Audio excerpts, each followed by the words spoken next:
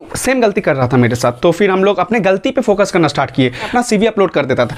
तो अपॉर्चुनिटीज़ के लिए सर्च कीजिए। देखिए अगर आप फॉर द प्रोसेस, क्योंकि मेरा जो 12th का स्कोर है वो बहुत कम है, तो मैंने क्या गलती की थी पहले कंपनीज़ में जहाँ से मुझे रिएक्शन मिला, स्ट्रैटेजी अपनाया जिससे मुझे 1 नहीं 2 नहीं टोटल 8 कंपनीज़ में। हेलो दोस्तों, welcome back to my channel. I hope आप अच्छे होंगे।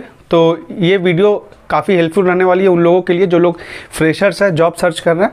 तो आज की इस वीडियो में हम बात करने जा रहे हैं that how I got multiple job offers. जैसा कि आप मेरे थंबनेल और टाइटल से देख लिए होंगे, तो आज की इस वीडियो में मैं पूरा अपना एक्सपीरियंस शेयर करूंगा कि कैसे मुझे 6-7 कंपनीज़ में जॉब ऑफर मुझे मिला। तो अगर आप इस चैनल पर न्यू है तो चैनल को सब्सक्राइब कर दीजिएगा और बेल आइकन को प्रेस कर दीजिएगा ताकि जब भी मैं वीडियो अपलोड करूँ तो आप तक नोटिफिकेशन पहुँच जाए। स्ट्रैटेजी अपनाया जिससे मुझे 1 नहीं 2 नहीं टोटल 8 कंपनीज़ में जॉब ऑफर लगा।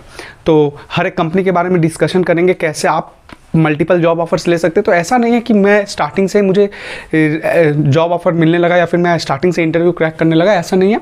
इसके पहले काफ़ी रिजेक्शंस मुझे मिला, तो मैं अपना एक्सपीरियंस शेयर करूंगा आपसे कि मैंने क्या गलती की थी पहले कंपनीज़ में जहां से मुझे रिएक्शन मिला। ये बात आज से 1 साल पहले की, जब मैं 7th सेमेस्टर में था।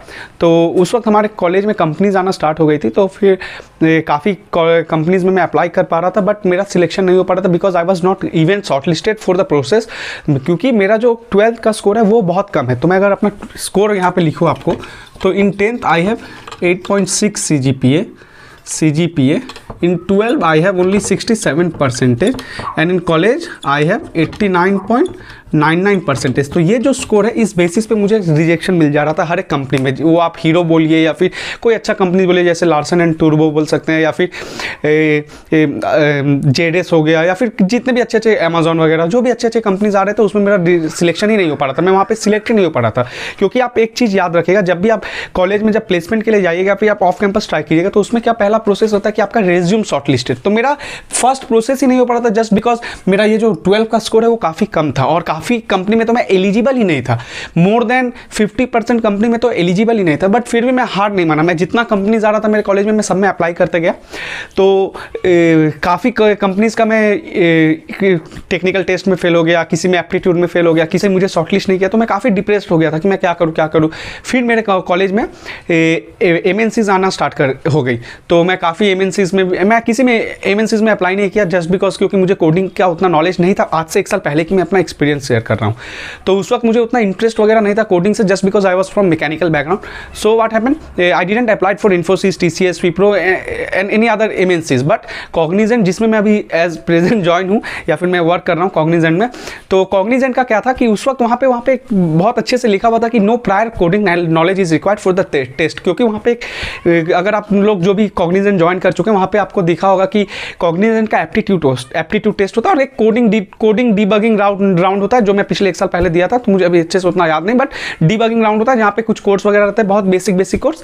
तो इसलिए मैं कॉग्निजेंट में अप्लाई किया और इनका package as compare to other MNCs भी अच्छा था। तो और बाकी मैं जितने भी कंपनीज में अप्लाई कर रहा था मेरा कहीं पे सिलेक्शन नहीं हो रहा था। तो फिर क्या हुआ कि फिर मैं वर्क करना स्टार्ट किया कि मैं कहाँ गलती कर रहा हूँ, राइट। मेरे एक फ्रेंड है, बहुत अच्छा फ्रेंड है मेरा, तो मैं उससे कंसल्ट किया, तो वो बताया कि ठीक है भाई हम लोग यहाँ पे गलती करें, क्योंकि वो भी सेम गलती कर रहा था मेरे साथ। तो फिर हम लोग अपने गलती पे फोकस करना स्टार्ट किए। हम लोग स्टार्टिंग में क्या करें कि कॉलेज बहुत ख़राब है, ये कर रहा है वो कर रहा है, अपना किस्मत ख़राब है, बट ऐसा कभी मत कीजिए। कॉलेज आपको कंपनीज में जॉब नहीं लगा पाएगा, it's you who can only crack the interview, right. तो आप अपने गलती को समझना स्टार्ट कीजिए कि आप क्या गलती करें। तो पहला पॉइंट याद रखिएगा, अपना जो है वो बेसिक्स को स्ट्रॉन्ग रखिएगा।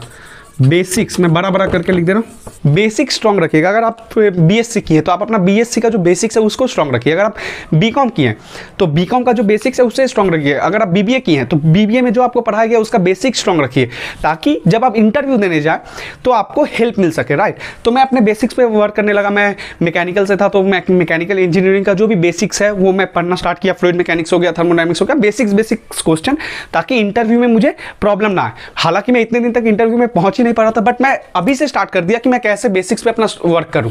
इसके साथ सेकेंड जो मैं प्रोसेस अपनाया वो था लिंक्डइन। तो ये आप लोग देखे होंगे या फिर काफ़ी लोग का अकाउंट भी होगा।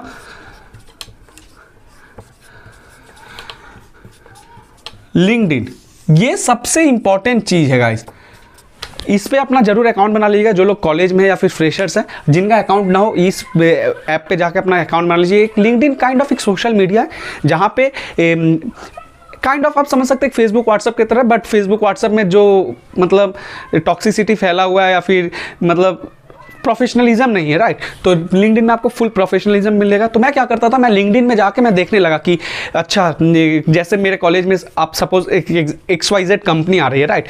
तो मैं कंपनीज का नाम नहीं लूँगा, XYZ कंपनी आ रही है, XYZ। तो मैं क्या करता था, मैं लिंक्डइन में जाता था, XYZ कंपनी को सर्च करता था। फिर मैं XYZ का कंपनीज में वहाँ जाइएगा लिंक्डइन में, तो आप देखिएगा कि एम्प्लॉयज़ ऑफ द कंपनी। तो मैं वहाँ पर जाके चेक करता था कि इनके क्या कौन कौन एम्प्लॉय है लिंक्डइन में इस कंपनी के। तो फिर मैं उस लिंक्डइन में जाके उस एम्प्लॉय लोग को मैं चेक करता था कि कौन मैकेनिकल बैकग्राउंड से।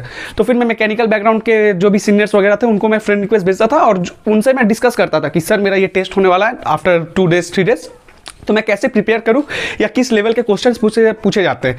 तो ये मैं दूसरा स्टेप्स अपनाया अपने सिलेक्शन के लिए, ठीक है। उसके बाद जो तीसरा स्टेप मैं अपनाया कि मैं आप अपॉर्चुनिटीज़ को सर्च करना स्टार्ट कीजिए, आपके आसपास जितने भी अपॉर्चुनिटीज़ है उसे सर्च करना स्टार्ट कीजिए। तो मैं क्या करता था, मैं अपना पर्सनल एक्सपीरियंस बताऊं, मैं और मेरा फ्रेंड, मैं चेन्नई से आ रहा था, राइट। तो मैं चेन्नई से मैं ट्रेन के बाहर देख रहा था, ठीक है। मुझे जितना भी कुछ दिख रहा था, जैसे मैं कुछ कंपनीज़ का नाम लिखूँ, कोमात्सु, ये कंस्ट्रक्शन इक्विपमेंट का कंपनी है, ठीक है। उसके बाद एचर, ठीक है। ऐसे और भी बहुत कंपनीज है। जितने भी कंपनीज के मैं व्हीकल्स वगैरह रोड पे देख रहा था, मैं क्या करता था, कंपनी सर्च करता था और जाके सिर्फ क्या करता था, करियर लिख देता था, ठीक है, करियर। तो इससे क्या होता था कि मैं डायरेक्ट इसकी कंपनीज के करियर पेज में जाके अप्लाई करता था। अगर कहीं पे भी रिक्वायरमेंट्स आता तो मैं अपना CV अपलोड कर देता था। तो अपॉर्चुनिटीज़ के लिए सर्च कीजिए। देखिए अगर आप 10 जॉब के लिए अप्लाई कीजिएगा तो हो सकता है कि आपको एक जॉब भी ना मिले, मगर आप 100 जॉब के लिए अप्लाई कीजिएगा तो आपको एक जॉब पक्का मिलेगा।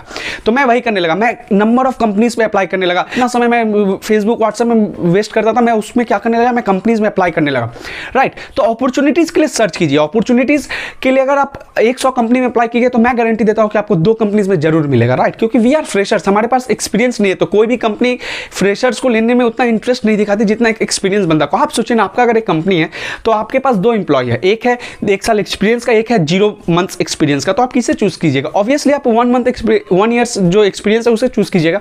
तो इसीलिए मैं क्या करता था, नंबर ऑफ अपॉर्चुनिटीज के लिए ढूंढने लगा। मैं क्या फिर करने लगा, मैं हर कंपनी में अप्लाई करने लगा, जो भी मुझे आपके सामने दिखता था मैं उस पर अप्लाई करने लगता था, राइट। काफी कंपनीज के कॉल आना स्टार्ट हो गया, मेल आना स्टार्ट हो गया। तो इससे क्या हुआ कि मैं मुझे मेरे पास अपॉर्चुनिटीज आ गया, राइट। तो यही मैं आपको रिक्वेस्ट करूंगा गाइस कि search for number of opportunities behind you. आपके आसपास बहुत सारे कंपनीज हो सकते हैं, आप रास्ता में ट्रैवल कर रहे हैं, आपको एक कंपनी का नाम दिख गया, आप क्या कीजिए, सिंपली उसका करियर जाके देखिए, उसमें क्या क्या वैकेंसी अगर अवेलेबल है तुरंत अप्लाई कर दीजिए। तो अगर मैं आपको बताऊं मैं किस किस कंपनी में ज्वाइन किया था, तो मैं स्पार्क मिंडा बोल के कंपनी है जो ऑटोमोटिव इक्विपमेंट्स बनाती है, मैं उसमें सिलेक्ट हुआ था। मैं बैंकिंग में अगर बात करूँ तो मैं as a deputy manager ICICI bank में सिलेक्ट हुआ था। और ICICI बैंक का जो वैकेंसी है उसका एक मैं वीडियो अपलोड कर चुका हूँ, तो आई बटन में लिंक आ रहा होगा, आप देख सकते हैं जाके। इसके अलावा मैं बायजूस में था as a business development associate. तो बायजूस का भी इंटरव्यू एक्सपीरियंस में वहाँ ऊपर आई बटन में लिंक आ रहा होगा, आप जाके देख सकते हैं, या फिर नीचे डिस्क्रिप्शन में लिंक दिया होगा। इसके बाद मैं K12 टेक्नो सर्विसेज में भी सिलेक्ट हुआ।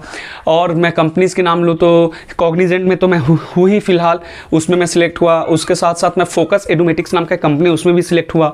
इसके साथ साथ एक कंपनी यंग मैन इंडिया बोल के जो स्कैफोल्डिंग को रेंट पे देती है, जैसे बड़े बड़े कंस्ट्रक्शंस जहाँ पे होते हैं, लाइक बहुत बड़े बड़े बिल्डिंग्स जहाँ बनते हैं वहाँ पे जो लैडर्स वगैरह का यूज़ होता है, तो वो कंपनी यंग मैन इंडिया क्या करती है, वो स्कैफोल्डिंग वगैरह को वहाँ पे रेंट पे देती है। तो मैं उस कंपनी में भी जो सिलेक्ट हुआ था। इसके साथ साथ मैं एक फोकस एडुमेटिक्स बोल के कंपनी है जो US स्टूडेंट्स को पढ़ाती है, मैं उसमें भी सिलेक्ट हुआ था। तो मैं काफ़ी नंबर ऑफ अपॉर्चुनिटीज, ऐसा इसलिए नहीं हुआ क्योंकि मैं सिर्फ ये 10 कंपनी में अप्लाई किया बोल के मैं 10 कंपनी में सिलेक्ट हुआ, नहीं, मैं 100 से ज़्यादा कंपनी में अप्लाई किया बोल के मुझे 10 कंपनी में सिलेक्शन मिला। तो always look for opportunities.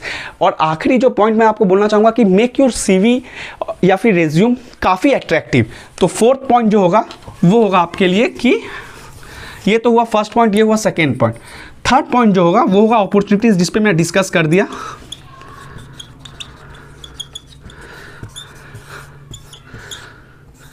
CV या फिर रेज्यूम।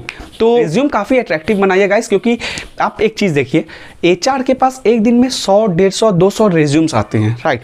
आप एक एज्यूम कीजिए you are an HR in a company, आपके पास 2 रेज्यूम आया, एक रेज्यूम आया एक लड़के का, एक रेज्यूम है एक लड़की का। लड़के का रेज्यूम में हिस्ट्री लिखा हुआ है, I have completed this from this college, I have completed this, I have done this, पूरा हिस्ट्री लिखा हुआ है। आपको पढ़ने का इच्छा नहीं होगा, राइट, क्योंकि आप सुबह से वही काम कर रहे हैं। आप लड़की का रिज्यूम देखिए, वहाँ पे लिखा हुआ है ग्रेजुएशन कॉलेज, मार्क्स, क्या स्किल्स है, बस आपको उसका रिज्यूम पढ़ने का इच्छा लगेगा, राइट। तो इसलिए मैं बोलूँगा कि आप रिज्यूम काफ़ी अट्रैक्टिव बनाइए। तो आप देख सकते हैं मेरा रिज्यूम आपको स्क्रीन पे दिख रहा होगा, तो ये है मेरा रिज्यूम, देख सकते हैं। तो ऐसा अट्रैक्टिव अगर रिज्यूम आपको बनाना है तो आप क्या कर सकते हैं, आप डायरेक्ट गूगल प्ले स्टोर में जाइए, एक ऐप का नाम है, मैं आपको बोल देता हूँ, CV इंटेलिजेंट बिल्ड मेकर या फिर कुछ ऐसा ही है, मैं उसका डिस्क्रिप्शन में लिंक दे दूंगा, आप वहाँ से जाकर डाउनलोड कर सकते हैं। वो एप्लीकेशन में जाइए, आप अपना बेसिक डिटेल्स फिल कीजिए, राइट। जो भी आपका नेम वगैरह, स्किल्स वगैरह, आप जहाँ से पढ़ाई किए हैं, each and every details fill कीजिए और एक अच्छा प्रोफेशनल फोटो उसमें लगाइएगा, राइट। क्योंकि कंपनीज वगैरह आप जब भी रिज्यूम वगैरह बनाएगा तो हमेशा याद रखिएगा एक प्रोफेशनल फोटो बनाएगा विथ अ बैकग्राउंड वाइट हो। अगर आपको वाइट बैकग्राउंड अगर नहीं आता है करने, या फिर सपोज आपके पास फोटो नहीं है वाइट बैकग्राउंड का, तो आप क्या कर सकते हैं, क्रोम में जाके रिमूव bg.com में जाइए, ये एक वेबसाइट है, यहाँ पे जाके आप क्या कर सकते हैं, बैकग्राउंड उसका चेंज कर सकते हैं, ब्लैक कर सकते हैं, व्हाइट कर सकते हैं, ग्रे कर सकते हैं। तो ये रिज्यूम में व्हाइट बैकग्राउंड का एक फ़ोटो लगाइएगा, अपना एक प्रोफेशनल फ़ोटो।